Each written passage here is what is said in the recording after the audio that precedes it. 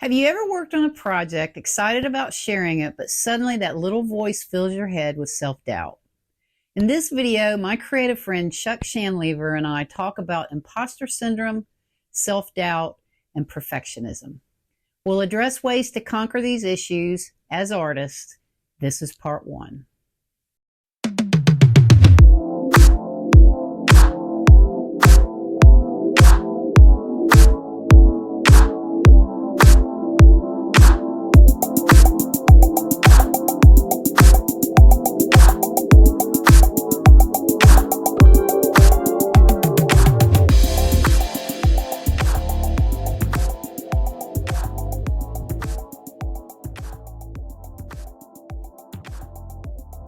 This is my friend Chuck Shanlever. Hey, thanks.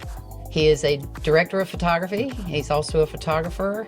We've had several conversations about creativity, and I thought he'd be a great guest. Today, we're going to tackle something that I struggle with daily, and that is, how does perfectionism and imposter syndrome affect artists? It's a big topic, right?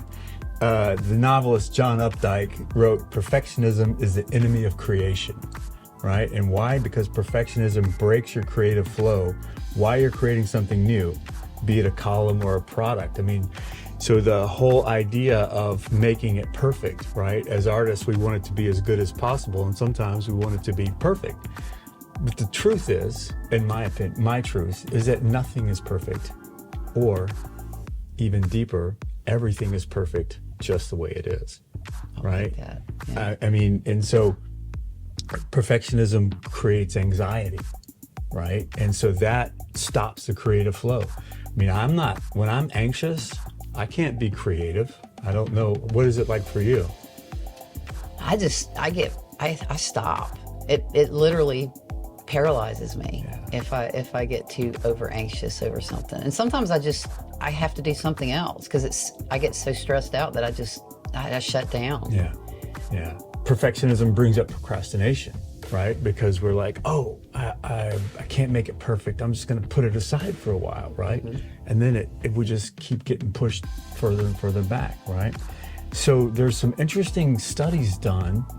And this is not a scientific podcast, right? Right. But there's a lot of work being done that talks about perfectionism and procrastination as being a product of childhood trauma, of unresolved trauma, right?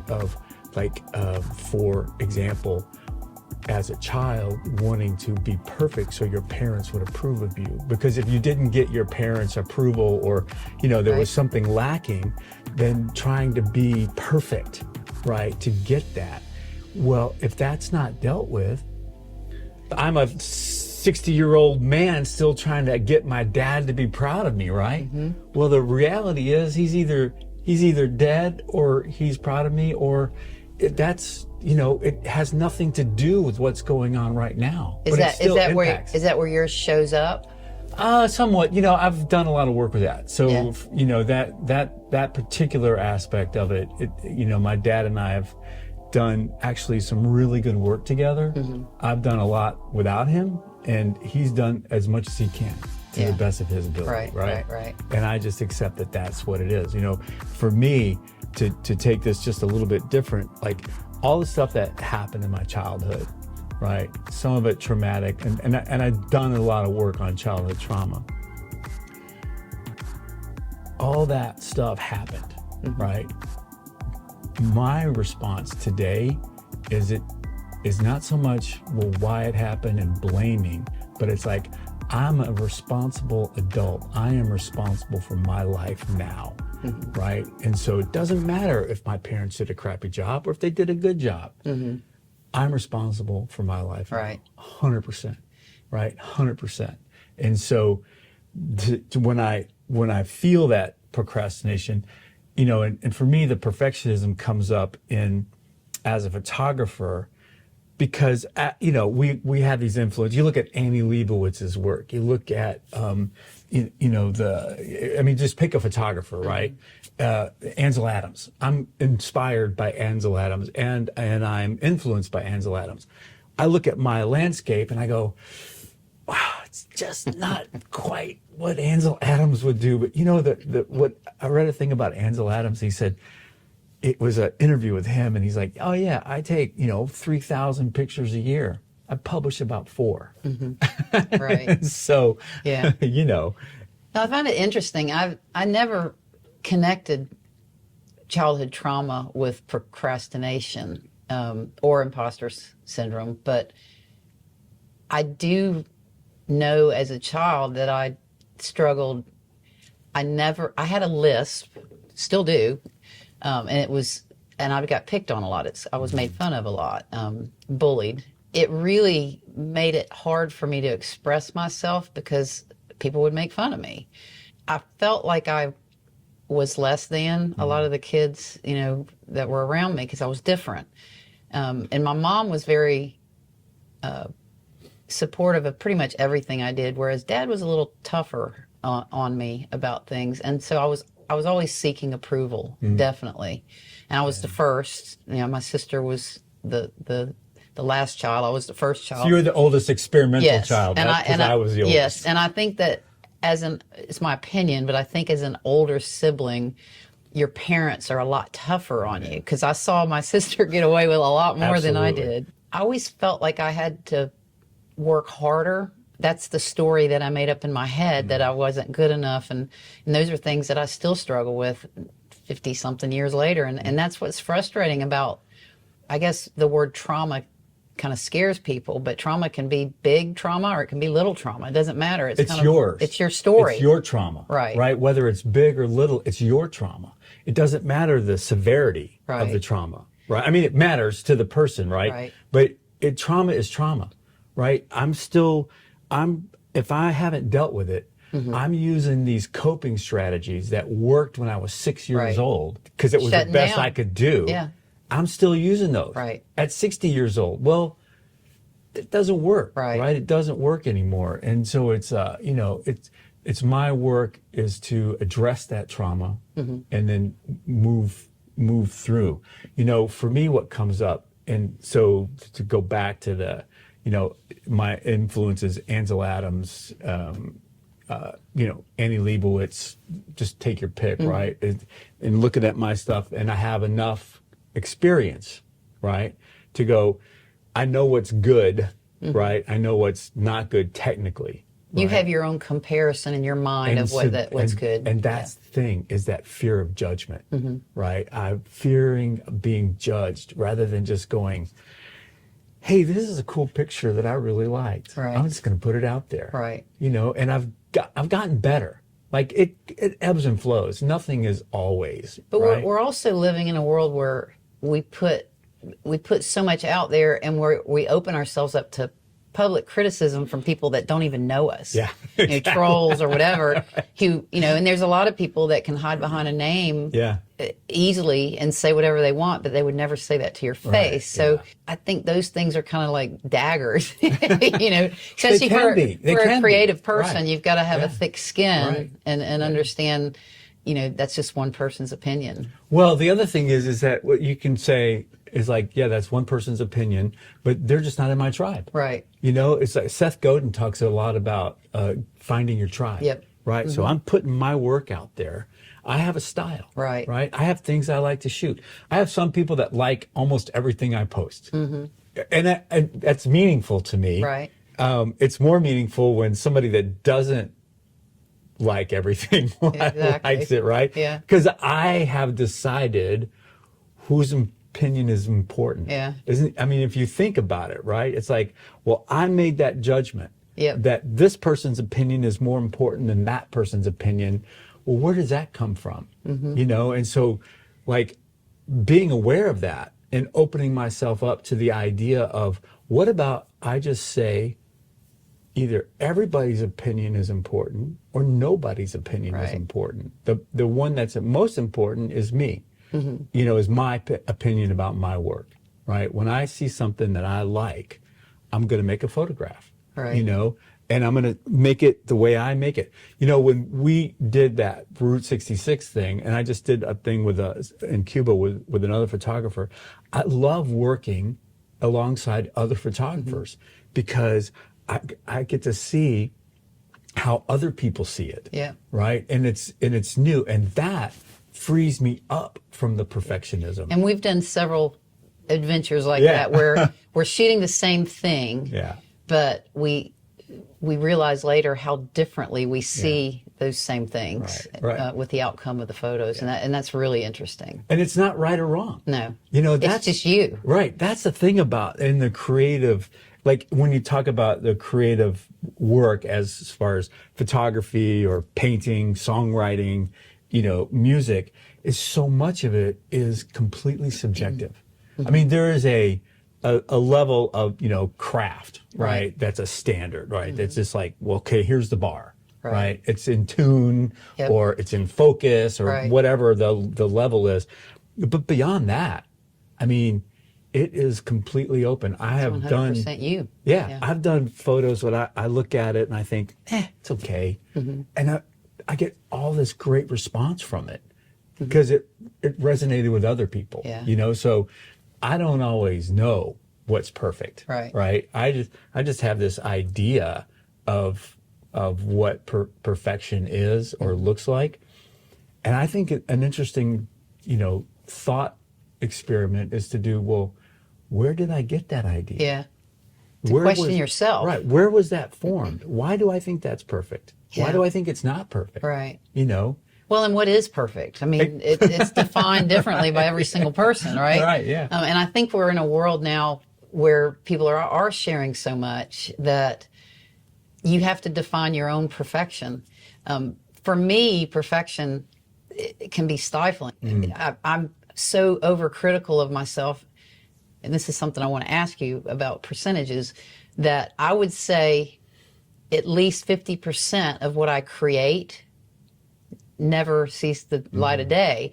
And that's because I'll put it aside and I'll sit on it for a while, and then I'll get scared of how it's going to be judged, and then I just don't put it out. Yeah. You know, and then people will come over to my house and they're like, oh, this is cool. This is cool.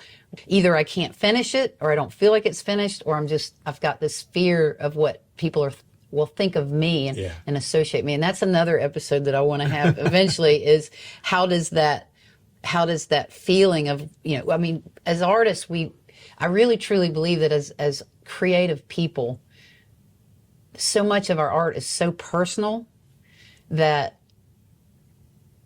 it's hard to share that because it's not like something when you work for somebody else and you just put out what they want you to put out. You're in it. You're some of you is in it, but it's not you personally. Yeah. And with art, it's not as risky. It's much more risky because it's part of who your personality is. It's part of where you grew up. It's what you like, the things that mean something to you. I mean, when I do artwork outside of photography, I always incorporate words because I love to write, and especially in songwriting because I do a lot of that. And the words that I use, even when I'm trying not to, it's still me in the songs and the word choices. Right. You know, all of those things. And what's interesting about that with the words is that because it kind of ties all together, is that some words have a lot more meaning to you, the word itself, than to someone else.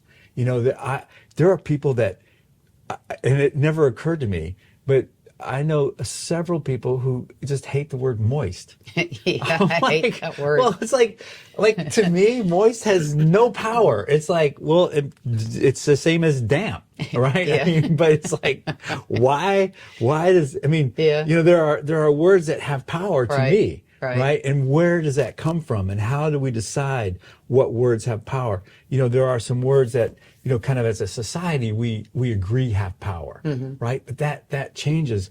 But it's a very individual thing, right? And it comes back to everything only has the meaning that we attach to it. Right. And that's, I think, where a lot of artists struggle online, because words also have different meanings to every single person out there, not just artists, but everyone. To everyone. And so the tone of voice, the word choices, the way that you express something in a sentence, we live in this world where everybody's being so deeply judged. online by strangers, Yeah. and just one sentence can have one meaning for one person and it can have a different meaning for someone else. Exactly. I mean, it's like the placement of commas. Right. I mean, Right. it's like, How let's does the eat, Grandma. sentence change? Yeah. Let's eat, Grandma. Right? Right. Let's eat, Grandma. Let's eat, Grandma. Exactly. And so to understanding that the meaning I attach to something may not be the meaning that someone else attaches to something.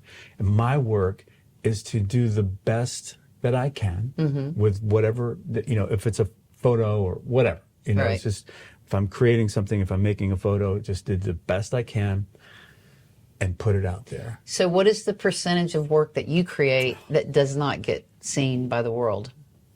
80%. I got a computer down here in my office full of pictures that have never been presented. Yeah. Right? Some are good, some are not. Okay. But it's like I'm working on doing better. And, so I just got back from Cuba. I shot a bunch of cars. I want to do a book. I want to do a calendar, a couple of the last calendars. We talked about a book.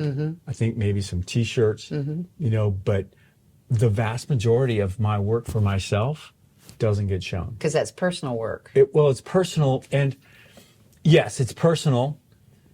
And also, I've gotten to this place, and I'd be interested in your take, where like I put stuff out on Instagram. When I'm on a trip, I put more stuff out because I'm, it's like At night every day. Here's some stuff. But it's gotten to be where like, I feel like that when I put something on Instagram, which also goes to Facebook, but that it's lost after a day or two. There's no permanence to it. Right. And there's no permanence in the entire universe, Right. right? So it's like, I feel like sometimes I'm kind of throwing it away because I haven't done an actual show where I print my work on photographic paper, frame it, Right. since COVID. Yeah. The last one was right before COVID, right? I haven't done one. And that has a more I don't want to use the word permanent. It has a more substantial feel. And people come and judge. They judge it by buying it or not buying it, right? I mean, or they like it or they don't like it, right? And if they like it enough, they buy it. I'm curious about you because some pictures will have like literally 100 likes on Facebook, right? And people go, I love your work. It's so great. It's like, well, you can buy it. If you like it, buy it. Because that's the best way to show an appreciation to this particular artist. Buy the fucking work. Right. Exactly. Well, I also think that it's got to be an easy method of purchase. And we've talked about that. You need to get that part figured out on your end. And I do too, because I've talked about it. With perfectionism, I think perfectionism is probably an element of imposter syndrome. I think it's it is. It's not necessarily a standalone thing because I think it's derived from fear. Absolutely. And I think imposter syndrome is basically comparing yourself to other people to the element or degree of not being able to, feeling you're not good enough to present something or, move forward with something. How do you feel about that? Well, I think it's true. The other thing that comes up, and it's an old kind of a 12-step thing, is that imposter syndrome comes from comparing my insides to your outsides. I have no idea what's going on in your head. Right. But I know what's going on in mine. And it's a constant, like the Buddhists call the chattering monkey mind. Yeah. Right. And so the other thing to tie the imposter syndrome back to something you said earlier is that not feeling good enough and that feeling less than. What I've discovered is that the vast majority of people experience that. Yeah. We all think we're the only ones experiencing it. And it's not just artists, it's people in general. It's people, it's just humans. I mean, I like the Toltec, the Don Miguel Ruiz idea that we are all artists creating our life, right? Yeah, I agree with that. That we're all artists, whether somebody's a painter or a photographer or a songwriter, if they're a business person and with hobbies or no hobbies, if they're a parent or child, we're all artists, right? And so the idea of the more people I've talked to over my life on a real connection thing, it's like everybody feels like a little less than, or like they don't have, like everyone else got the instruction booklet but they didn't, right? And we all feel that way. Nobody talks about it, Right. but that's what it is, right? The other thing about the imposter syndrome is that it's common, especially in creatives, people that make their living in songwriting, photography, whatever, just whatever the field is, right? And it comes from that place of being judged, of that I'm not quite enough. And I think it also comes from an idea of I am separate from the universe. When the reality is we are all an integral part of the universe. Right. We are all, every one of us. I mean, we're made up of the same stuff that is the stars, literally, right? So if you take that idea and go, well, we're as much a part of the universe as every star. So I have this mantra for myself that says, I belong here because I am here. Right. The simple fact that I am here means that I belong here. Right. Because if I didn't belong here, I'd be somewhere else. Right. That's true. And as human beings, we carry emotions internally anyway. Oh, yeah. So, and I do, I think the world that we live in is, this whole canceled culture also creates fear. Except, I think the older you get, the better you get with, I hope that you get better. So. Yeah. And it makes me, I worry a bit about the younger generations, because especially in this time of TikTok and Instagram where everybody's on there sharing every moment of their lives. And then, a lot of them emotionally aren't handling things, because mental health is a big deal, and when you're younger, I don't think you have the tools or the experience necessarily to understand that, unless you've been through therapy, to understand those emotions. Yeah.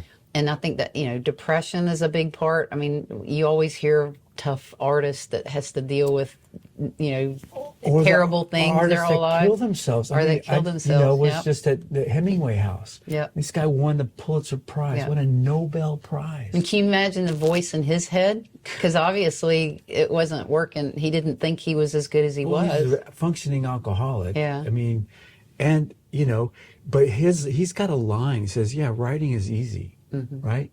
You just cut open a vein and bleed all over the page." Yeah. That's heavy. Yeah. It's just like, okay. Yeah. I mean, so, I think that mental health, the mental health aspect is a problem. And, more kids are killing themselves. Teen suicide is on the rise. There's all that stuff. Thank you so much for listening. As always, my intention is to offer you inspiration that excites you to want to get out there and create something amazing. Be sure to check out some of the other episodes, and if you like what you've heard, please help spread the word. Give this a thumbs up, subscribe, follow, and share with others. There's more information in the show notes, including links to other great stories, tips, and resources. Drop me a message or comment at any time, and I hope you will sign up to be a part of this creative tribe.